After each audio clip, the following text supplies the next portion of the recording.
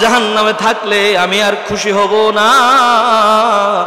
আমার উম্মতগুলোকে আপনি মাফ করে সকল উম্মতকে জান্নাতে পাঠাইলে আমি আপনার রাজি আর খুশি হব। বলেন না সুবহানাল্লাহ। এই জন্য আল্লাহ তাআলা কোরআনে আয়াত নাজিল করে পাঠিয়ে দেয়া আমার আপনার নবী হযরতে মুহাম্মাদুর রাসূলুল্লাহ সাল্লাল্লাহু আলাইহি ওয়াসাল্লামকে জানিয়ে দিয়েছেন, ওয়ালা সাউফা ইউতিকা রাব্বুকা ফাতারদা। আল্লাহ তাআলা বলেন, ও আমার হাবিব, হাশরের ময়দানে এত দিব আপনাকে আমি খুশি করে ছাড়বো। আর আল্লাহর নবী বলছে, আমার আল্লাহ আমার উম্মতগুলো যদি সব জান্নাতের ভিতরে চলে যায় আমি আপনার উপর রাজি আর খুশি হয়ে যাব। বলেন না সুবহানাল্লাহ। আল্লাহ নবী বলতেছে, ও আমার উম্মতেরা, আমার সাহাবায়ে কেরামরা শুনো, আজকে আমার মালিকের কাছে প্রাণ খুলে কাঁদার জন্য আমি মদিনার থেকে দূর পাহাড়ের কাছে, পাহাড়ের গুহার ভিতরে এসেছিলাম। নির্জনে আমার মালিকের সাথে আমি একটু কথা বলবো, মালিকের কাছে আমি একটু কাঁদবো।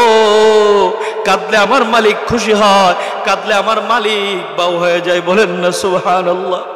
ভাইরা আমার, আল্লাহর নবী হযরতে মুহাম্মাদুর রাসূলুল্লাহ সাল্লাল্লাহু আলাইহি ওয়াসাল্লাম বলেন, قال رسول الله صلى الله عليه وسلم القبر إما روضة من رياض الجنة وإما حفرة من حفر النار।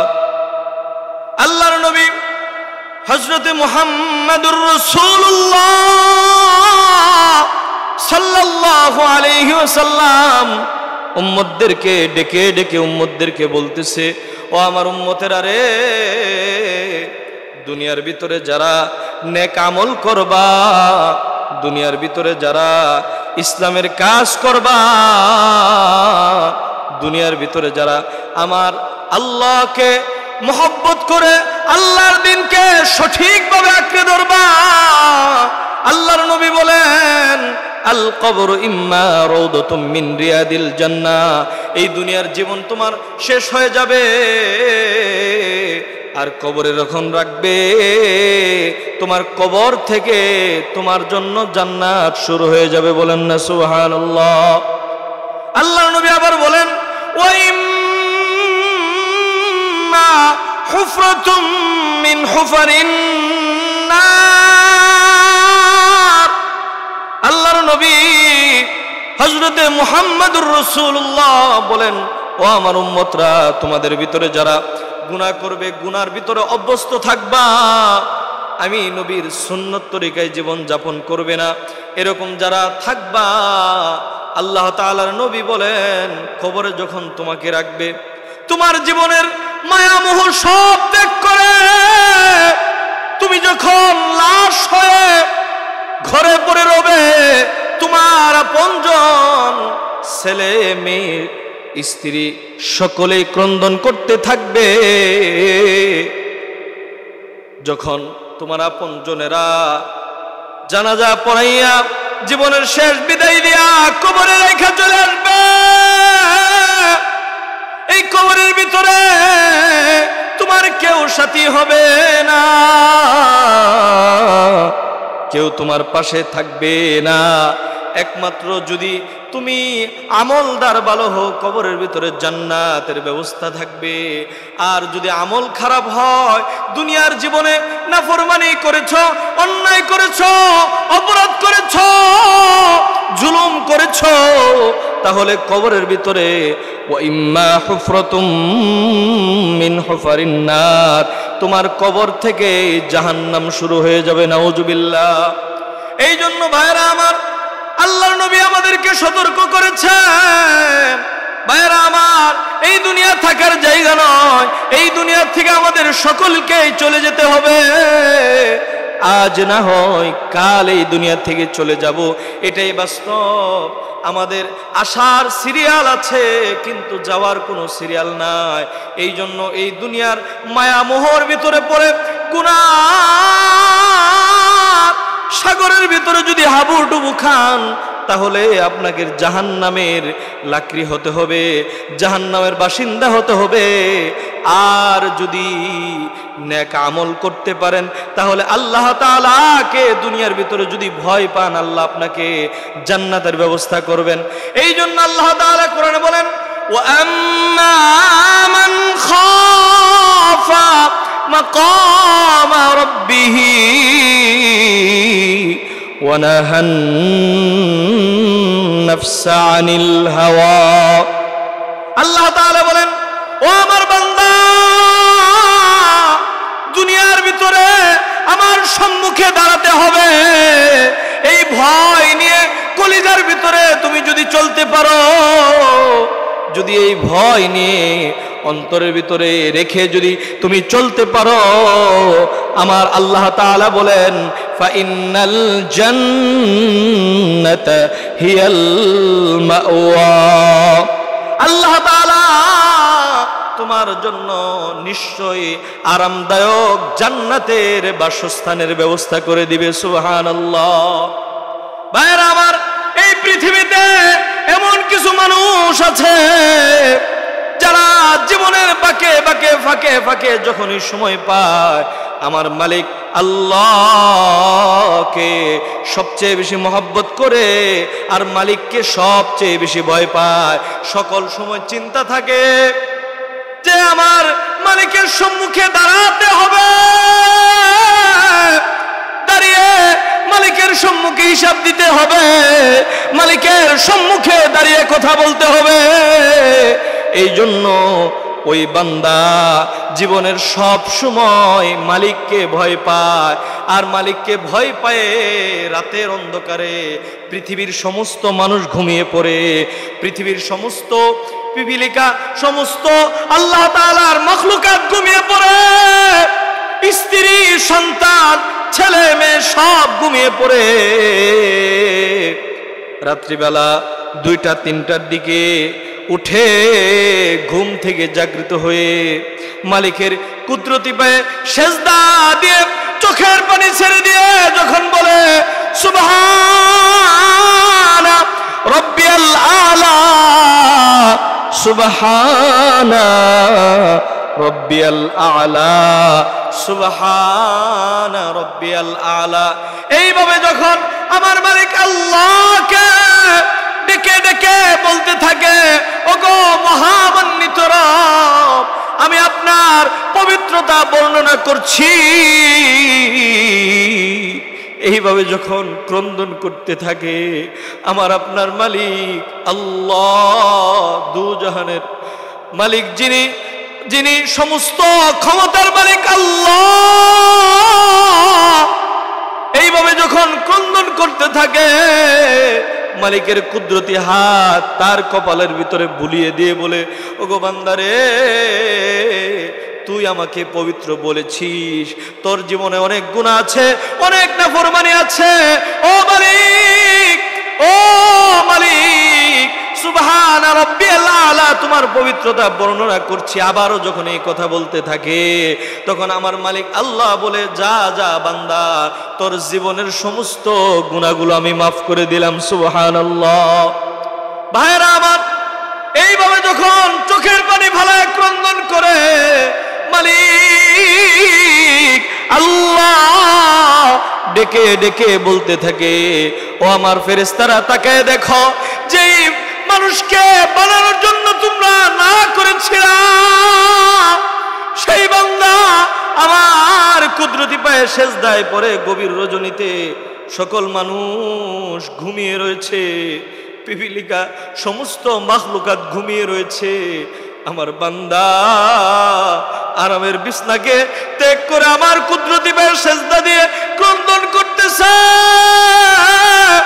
ও ফেরেশতারা, তোমরা সাক্ষী থাকো না, আমি আমার বান্দাকে মাফ করে দিলাম, আমার বান্দার নামটা জান্নাতের খাতায় উঠিয়ে দিলাম। সুবহানাল্লাহ। ভাইরা আমার, চোখের পানির অনেক মূল্য। আমরা এই চোখের পানি, আমাদের এই ক্রন্দন দুনিয়ার জন্য হয়ে থাকে। মা মরে গেলে তো সবাই কান্দে, বাবা মরে গেলে তো সবাই কান্দে, আপনজন হারাইলে তো সবাই কান্দে। ওয়াল্লাযীনা আমানু আশাদ্দু হুব্বাল লিল্লাহ, ওয়াল্লাযীনা আমানু আশাদ্দু হুব্বাল লিল্লাহ। মালিককে সবচেয়ে বেশি ভয় পায় একা একা রাত্রিবেলা গভীর রজনীতে কয়জনে কান্দে? যারাই ক্রন্দন করে তারাই সফল কাম, তারাই মুত্তাকি, তারাই জান্নাতি। সুবহানাল্লাহ। এই জন্যই তো আল্লাহ তাআলা কোরআনে বলেন, ওয়া উজলিফাতিল জান্নাতু লিল মুত্তাকিনা গায়রা বাঈদ। যারা আল্লাহ তাআলার জন্য বেশি বেশি চোখের পানি ফেলাইবে, ক্রন্দন করবে, আল্লাহ তাআলা বলেন যারা মুত্তাকি হবে, আমি আল্লাহ তাআলা হাসরের ময়দানে কঠিন বিভীষিকাময় দিনে তাদের সম্মুখে জান্নাতকে আমি হাজির করে দিব। সুবহানাল্লাহ। এই জন্য ভাইরা আমার, আমাদের জীবনে ক্রন্দন নাই, অথচ ফালইয়াদহাকু কলিলা ওয়ালিয়াবকু কাসীরা। আল্লাহ তাআলা বলেন, ও আমার বান্দারা রে, জীবনে কম কম করে হাসবা, বেশি বেশি করে ক্রন্দন করবা। আল্লাহ তাআলার নবী বলেন, ক্বালা রাসূলুল্লাহ, ক্বালা রাসূলুল্লাহ সাল্লাল্লাহু আলাইহি ওয়াসাল্লাম, হুররিমাতিন নার, হুররিমাতিন নার আলা মান বাকাত মিন খাশিয়াতিল্লাহ। আল্লাহর নবী বলতেছে, ও আমার উম্মতেরা রে, তোমরা বেশি বেশি ক্রন্দন করো। এই ক্রন্দন, এই চোখের পানি জাহান্নামের আগুনকে নিভিয়ে দিবে। সুবহানাল্লাহ। ভাইরা আমার, আমাদের জীবন তেমন হয়েছে, একটু আনন্দের জন্য আমরা সেই কক্সবাজারে চলে যাই, একটু আনন্দের জন্য পার্কে যায়, একটু আনন্দের জন্য জীবনে কত রকমের আনন্দ উৎসব করে থাকি। আমাদের জীবনে কেমন হয়েছে, একটু কান্দার জন্য, একটু রোজাজানি করার জন্য দিনটাকে বা রাতটিকে বেছে নিয়েছিলাম। আজকে রাত্রিতে আমার মালিক আল্লাহর কুদরতি পায়ে সেজদা দিয়ে আমি ক্রন্দন করব। আজকে আমি প্রাণ ভরে কাঁদবো, আমি আজকে প্রাণ ভরে কাঁদবো, খুশি করব। এরকম চিন্তা ভাবনা কি আমরা কখনো করেছিলাম?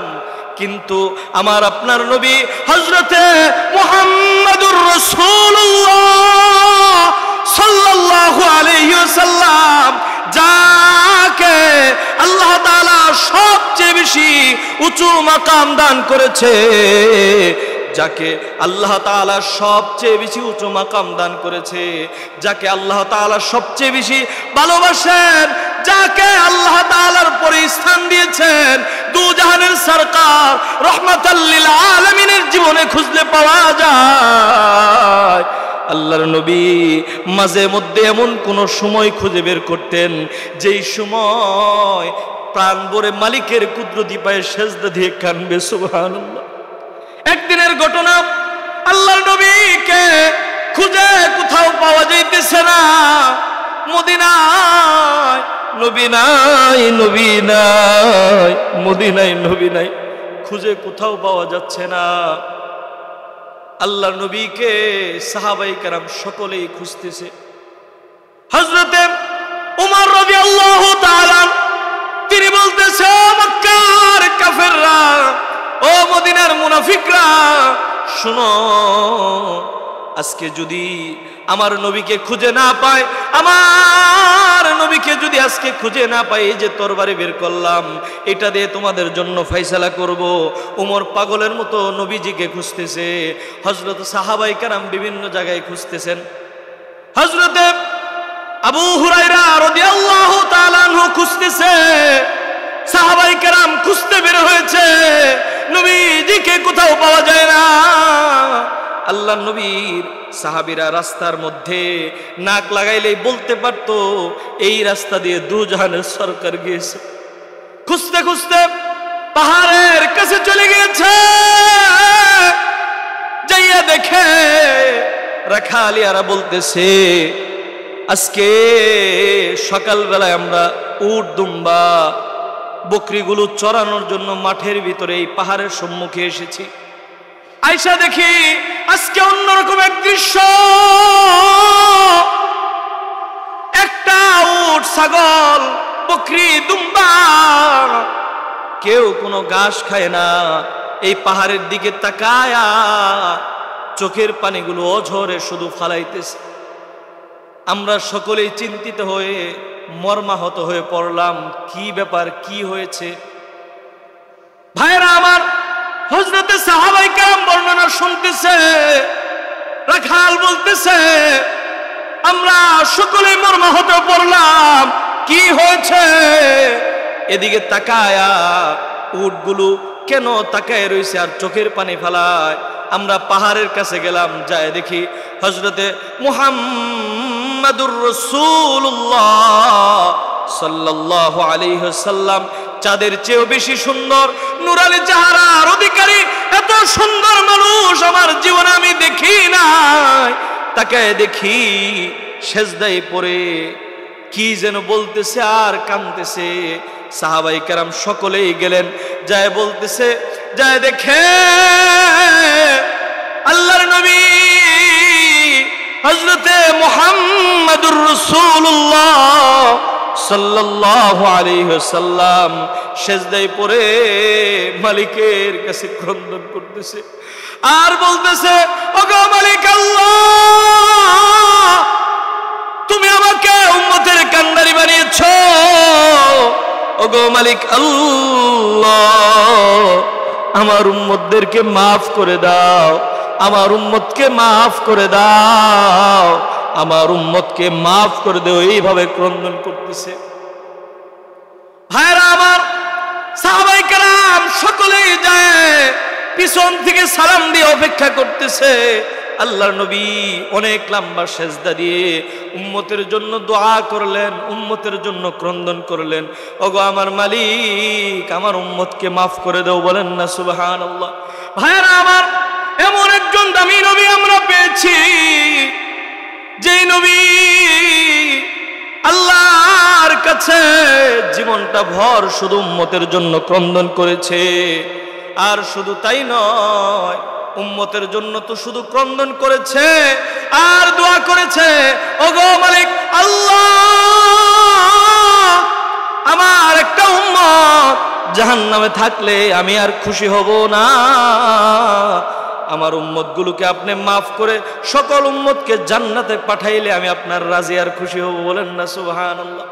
এই জন্য আল্লাহ তাআলা কোরআনে আয়াত নাযিল করে পাঠিয়ে দেয়া আমার আপনার নবী হযরতে মুহাম্মাদুর রাসূলুল্লাহ সাল্লাল্লাহু আলাইহি ওয়াসাল্লামকে জানিয়ে দিয়েছেন, ওয়ালা সাউফা ইউতিকা রাব্বুকা ফাতারদা। আল্লাহ তাআলা বলেন, ও আমার হাবিব, হাশরের ময়দানে এত দিব, এত দিব, আপনাকে আমি খুশি করে ছাড়বো। আর আল্লাহর নবী বলছে, আমার আল্লাহ, আমার উম্মতগুলো যদি সব জান্নাতের ভিতরে চলে যায় আমি আপনার উপর রাজি আর খুশি হয়ে যাব। বলেন না সুবহানাল্লাহ। আল্লাহ নবী বলতেছে, ও আমার উম্মতেরা, আমার সাহাবায়ে কেরামরা শোনো, আজকে আমার মালিকের কাছে প্রাণ খুলে কাঁদার জন্য আমি মদিনার থেকে দূর পাহাড়ের কাছে, পাহাড়ের গুহার ভিতরে এসেছিলাম। নির্জনে আমার মালিকের সাথে আমি একটু কথা বলবো, মালিকের কাছে আমি একটু কাঁদবো। কাঁদলে আমার মালিক খুশি হয়, কাঁদলে আমার মালিক বাউ হয়ে যায়। বলেন না সুবহানাল্লাহ।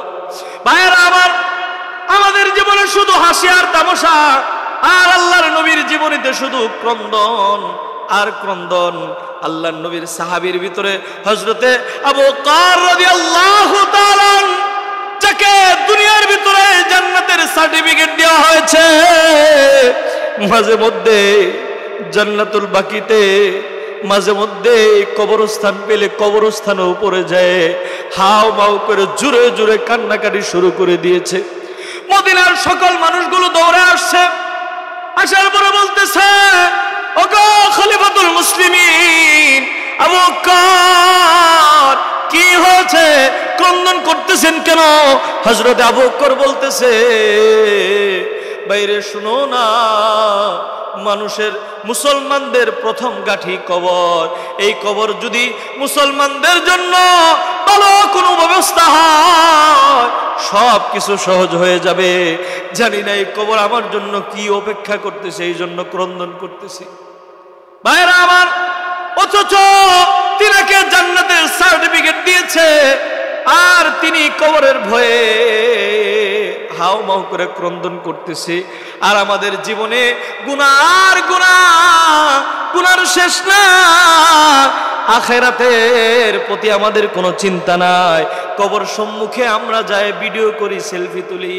আমাদের জীবনে কবর দেখলে কখনো ভয় লাগে না। এই কবরে আমাকে থাকতে হবে, এই কবরে আমাকে শেষ নিদ্রা যাইতে হবে, এই কবরের ভিতরে আমাকে ঘুমাতে হবে, এই নিয়ে আমাদের কোনো চিন্তা নাই। অথচ হযরত আবু বকর জীবনে যখন এই সময় পেয়েছে অজরে কাদার জন্য তিনি কবরের সামনে যায় হাও মাও করে কেঁদেছে আর বলেছে, এই কবর যার জন্য ভালো সব কিছু ভালো। সুবহানাল্লাহ। এই জন্য ভাইরা আমার, আল্লাহ তাআলার কোরআন বলেন, ইন্নাল্লাযীনা আমানু ওয়া আমিলুস সালিহাত, ইন্নাল্লাযীনা আমানু ওয়া আমিলুস সালিহাতি কানাত লাহুম জান্নাতুল ফিরদাউসি নুজুলা।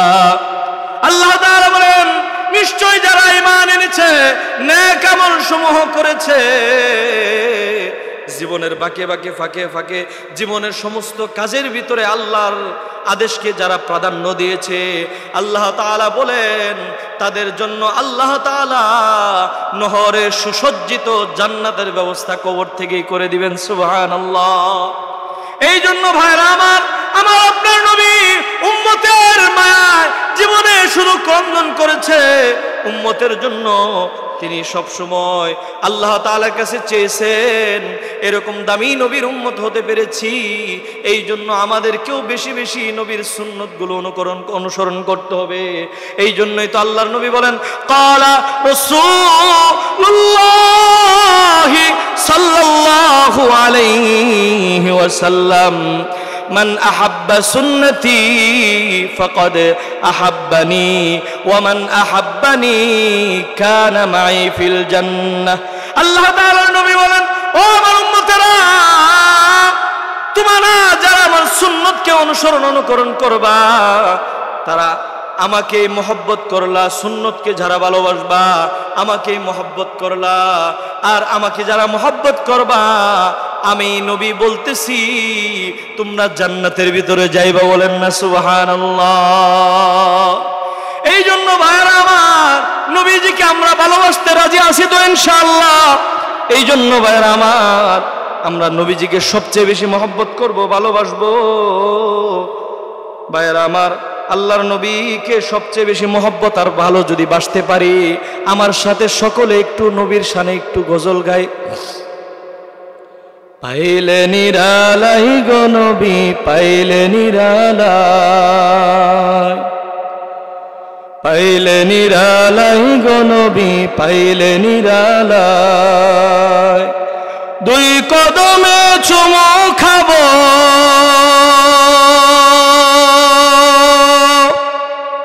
দুই কদমে চুমু খাবো, চরণ ধুলি মাখবো গায়, পাইলে নিরালাই গো নবী, পাইলে নিরালাই।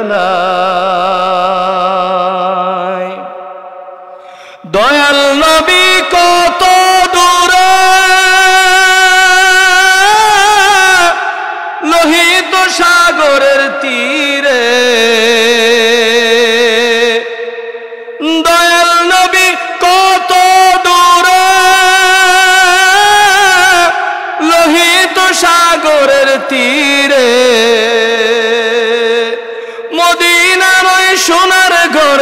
আছেন তিনি সর্বদাই, পাইলে নিরালাই গো নবী, পাইলে নিরালাই। দুই কদমে চুমু খাবো, দুই কদমে চুমু খাবো, চরণ ধুলি মাখবো গায়, পাইলে নিরালাই গো নবী, পাইলে নিরালাই। উম্মতি উম্মতি বলে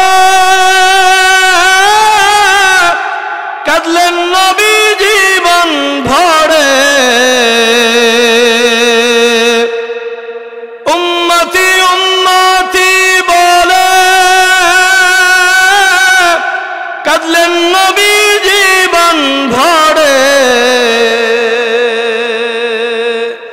এখনো কান্দেন নবী, এখনো কান্দেন নবী, পাপী উম্মতের মায়ায়, পাইলে নিরালাই গো নবী, পাইলে নিরালাই, পাইলে নিরালাই গো নবী, পাইলে নিরালাই।